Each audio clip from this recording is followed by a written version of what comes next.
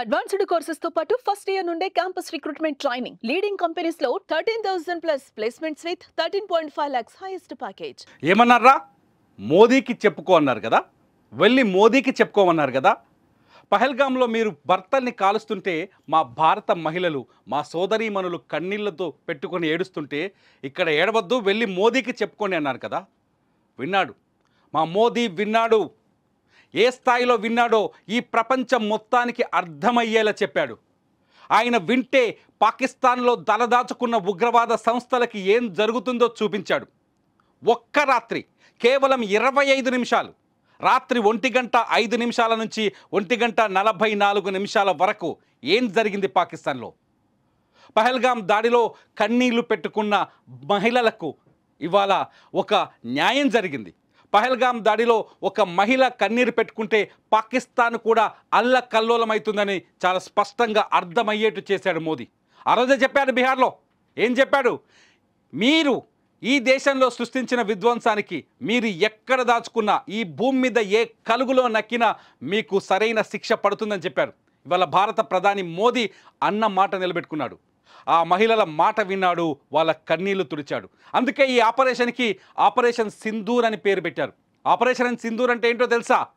మగాళ్ళని నిల్చోబెట్టి చంపుతూ వాళ్ళ భార్యల సింధూరాన్ని తొలగించారు. ఆ సింధూరానికి ప్రతీకారమే ఈ ఆపరేషన్ సింధూర్. ఇంకో గొప్ప విషయం చెప్పనా? ఈ ఆపరేషన్ సింధూర్లో పాల్గొన్నది కూడా మహిళా ఆర్మీ కమాండోలే. గుర్తుపెట్టుకొని, మహిళా ఆర్మీ కమాండోలే ఈ ఆపరేషన్ చేశారు. భారత నారీ శక్తి ఏ స్థాయిలో ఉంటుందో ఈ ప్రపంచానికి అర్థమయ్యేలా చేశాడు ప్రధాని మోదీ. భారత మహిళలు సామాన్యులు కాదు, వాళ్ళు కన్నీళ్లు పెట్టుకుంటే చాలు పాకిస్తాన్ నాశనం అయిపోతుందని చెప్పాడు. ఇవాళ పాకిస్తాన్లో బహవల్పూర్లో పాకిస్తాన్ ఇవాళ చాలా స్పష్టంగా ఇవాళ ఆర్మీ స్ట్రైక్ చేసిన 2 కీలకమైన ప్రాంతాలు ఉన్నాయి. ఒకటి ముజఫరాబాద్, రెండోది వచ్చేసి బహవల్పూర్. ఈ 2 ప్రాంతాల్లో 2 భారత్లో రక్తపాతాన్ని సృష్టిస్తున్న 2 ఉగ్రవాద సంస్థలు ఉన్నాయి. ఒకటి లష్కరే తొయిబా, రెండోది జైషే మహమ్మద్. ఈ 2 ఉగ్రవాద సంస్థల్ని నేలమట్టం చేశాయి రాత్రి జరిగిన ఆపరేషన్ సింధూర్లో మన భారత సైన్య బలగాలు. డ్రోన్లతో చేసిన ఈ ఆపరేషన్లో 2 ఉగ్రవాద స్థావరాల్లో ఉన్న కీలక ప్రదేశాలు మొత్తం అతలాకుతలమైనట్టుగా తాజాగా రిపోర్ట్స్ వస్తున్నాయి. బహవల్పూర్లో జైషే ఉగ్రవాద సంస్థకున్న 200 ఎకరాల స్థావరం. ఇక్కడ ఒక మసీదుని కట్టి, ఒక స్కూళ్ళను ఏర్పాటు చేసి, ఆ స్కూళ్ళలో హాస్పిటల్స్ పెట్టి, బ్యాంకులు పెట్టి భారీ ఎత్తున ఫెసిలిటీస్ కల్పించింది జైషే మహమ్మద్ సంస్థ. ఆ జైషే మహమ్మద్ సంస్థ స్థావరం మొత్తం ఇవాళ కుప్ప కూలిపోయింది, నేలమట్టం అయిపోయింది. సేమ్ లష్కరే తోయిబా ఇక్కడ దాదాపు 200 మంది ఉగ్రవాదులకు ట్రైనింగ్ ఇస్తున్నట్టుగా సమాచారం ఉంది. ఇక్కడి నుంచే ప్రపంచం మొత్తానికి ఉగ్రవాదం ఎగుమతి అవుతుంది. సో బహవల్పూర్లో ఇవాళ జైషే మహమ్మద్ కథ ముగిసిపోయినట్టుగా మనకు తాజా అప్డేట్స్ బట్టి తెలుస్తోంది.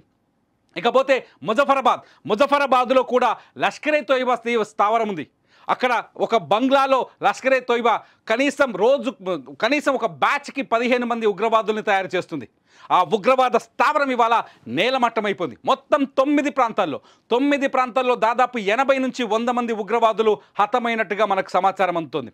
వీళ్ళంతా కీలకమైన టార్గెట్స్. మొదటి నుంచి వీళ్ళని భారత ఆర్మీ పరిశీలిస్తుంది, అట్లాగే ఇంటెలిజెన్స్ నుంచి రిపోర్ట్స్ తీసుకుంది, అన్నీ కన్ఫర్మ్ చేసుకున్న తర్వాతే అటాక్ చేసింది.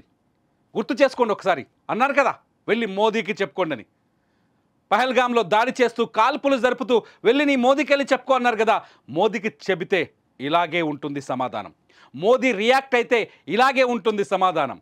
మోదీ తలుచుకుంటే ఇలాగే ఉంటుంది పాకిస్తాన్ పరిస్థితి. ఇవాళ కళ్ళబొల్లి మాటలు చెప్తుంది పాకిస్తాన్. మోదీని టార్గెట్ చేసే ప్రయత్నం చేస్తుంది పాకిస్తాన్. ఏం జరిగింది? మీరు పెంచి పోషిస్తున్న ఉగ్రవాద సంస్థలు కేవలం 25 నిమిషాల్లోనే నేలమట్టమయ్యాయి. మీరు పెంచి పోషిస్తున్న ఉగ్రవాద మూకలు ఇప్పుడు సమాధి అయిపోయాయి. ఇది కేవలం ట్రైలర్ మాత్రమే.